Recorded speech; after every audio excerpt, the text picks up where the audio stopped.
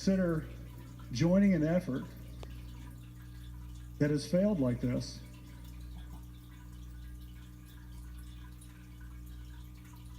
Our former governor enacted or issued Executive Order 17-18 while he was in office, and the letters that were sent, some 8,000 letters, were initially sent to doctors across the state. And some of the physicians I spoke to took these as threatening letters to their practices. And so we're saying that we don't want to dictate as a government how a doctor treats his patients. And I agree with that. I don't think we ought to be telling doctors what to do because they've gone to medical school, they've taken the Hippocratic Oath. I believe that they have the best interest, or they should have the best interest of their patients in mind. And so why would we want to take their practice out of their hands, put it in the governmental body's hands to make decisions that we shouldn't be making decisions on? They've taken an oath to do no harm, but yet they are, just because the way the executive order was written, and I believe that this Narcotics Control Act will have a similar effect on them, it will harm them. They have been harmed. I've had folks coming to me for nearly a year telling me how they have been turned away from pharmacies. Their physicians don't want to prescribe anymore because of the burdensome practices that have been placed upon them by our very government. And so because of that, Mr. Speaker, I have an amendment.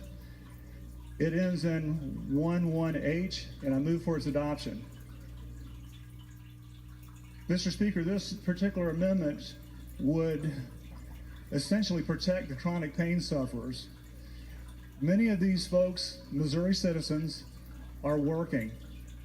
I have had numerous accounts from folks across the state who have told me that trying to get medicine that allows them to control the pain so that they can work effectively, continue to pay taxes, and not go on the welfare rolls.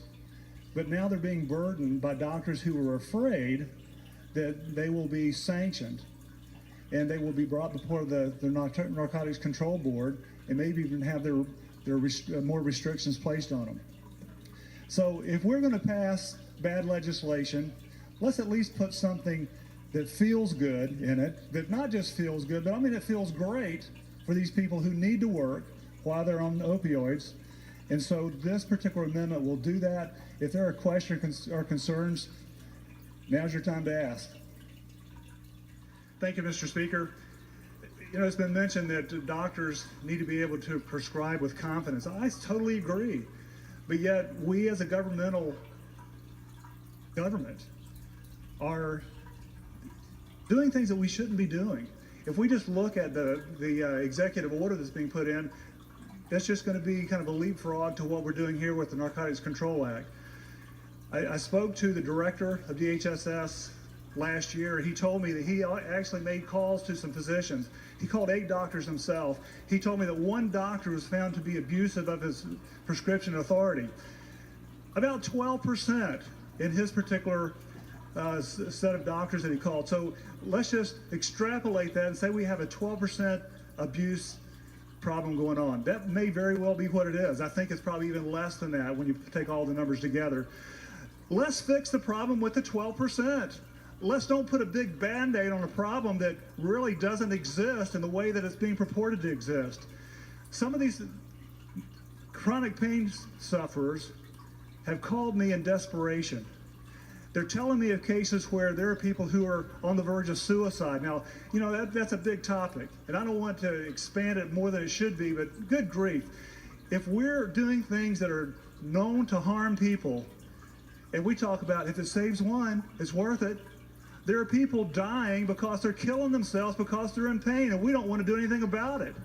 Oh, wait, we do want to do something about it, but it's intrusive. It's going to cause another database that we say that can't be compromised, but yet they're being compromised all the time. Now, I want to talk about St. Louis, for example, for just a second. They enacted their PDMP locally in their county, and guess what happened from 2015 to 2017? The deaths rose from 100 to over 200 with the prescribed opioids and fentanyl. That's the PDMP in progress. and it's not going to solve the problems. I don't want to be a prognosticator. If I were a betting man, though, I'd say the deaths are going to continue and they'll probably rise. But yet, we did what we thought was right. We passed a bill. And I want to remind us of the oath we took to protect, actually support the Constitution. And part of that is to protect the freedoms and liberties of the Missourians that we represent. And so I'll call on each of us today. Let's honor our oath. And Mr. Speaker, if I can have 5 members standing, I'd like a roll call. Gentlemen, you will have your 5 standing. You will have a roll call. Gentleman from Lawrence has renewed his motion for the adoption of House Amendment 3. All those in favor vote yes. All those opposed vote no. Mr. Clerk, please ring the bell and open the board.